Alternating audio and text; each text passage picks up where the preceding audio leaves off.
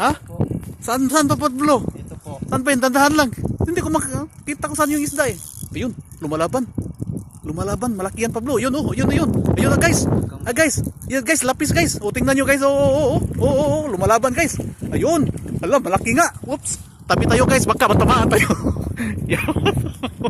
Oh, yan si Pablo guys. Yan ang lapis hunter dito sa Saudi. Oh. Oh.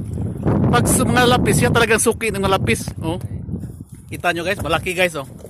Oh. Ito ang sa English queenfish, titawag na sa English queenfish. Yun naman ang nakahuli oh. Mukha pa lang parang lapis din. Oh. Kaya tira doon ng lapis guys. Okay guys, stop na natin kaya baka na kayo may nahuli na rin ako sa kabila, pupuntahan ko. Oh, hanggang dito lang yung video natin guys. Oh, ito ang area namin oh. Oh, ito magandang area to. Oh, yun ang makasamahan namin oh, yung isa. Nakahuli na rin ng Golden Trevally. Ako guys, isang lakapas saka isang bakuko. Sakto tama na guys. Bye bye guys.